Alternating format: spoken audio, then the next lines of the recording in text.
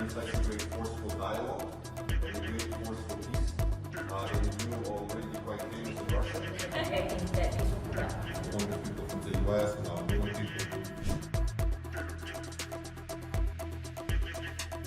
Chocolate. And this is some of the President Putin saying.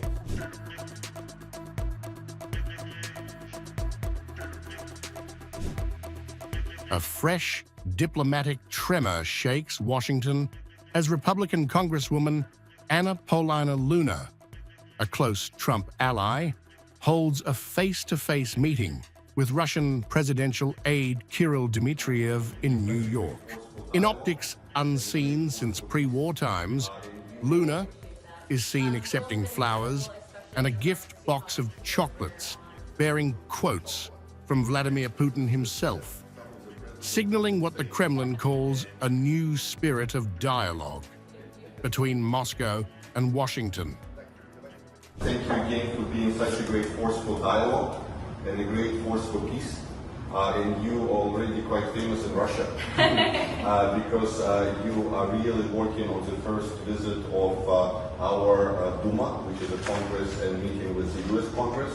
So we really appreciate all of your efforts, and this is from Russia, from Russian people. We really celebrate your efforts on peace and dialogue.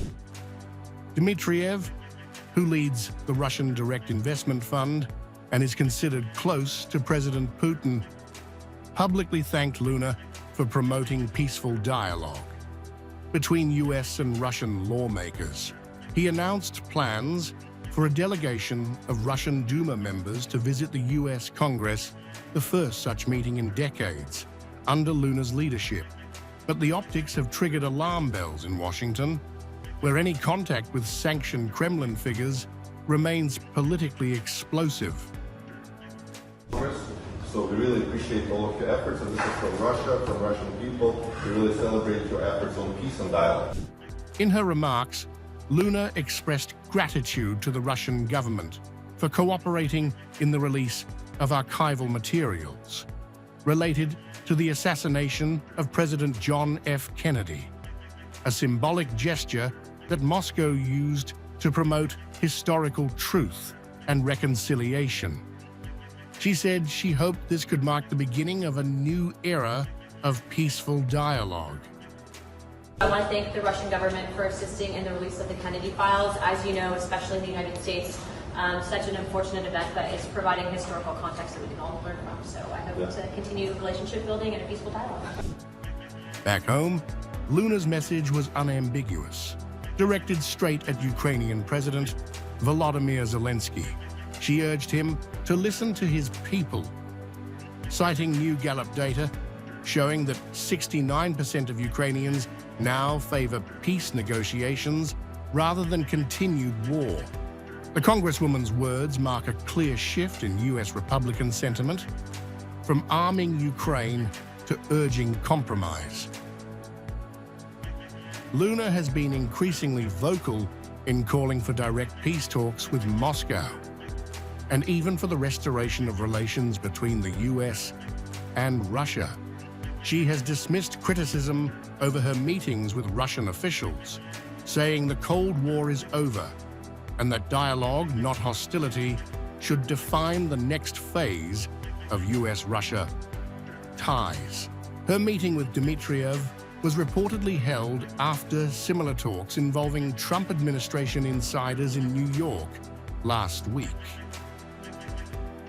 There is no reason for hostility between Russia and the United States. The Cold War era is over.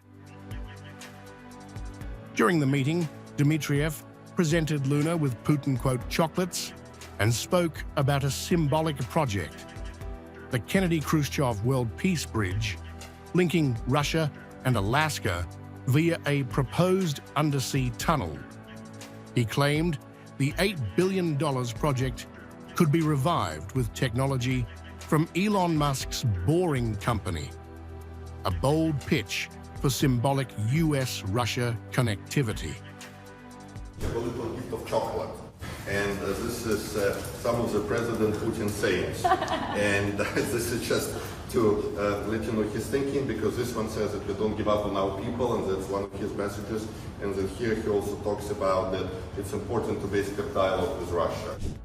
While Luna's message of peace has earned her praise in Russia, it risks deepening political divides in Washington.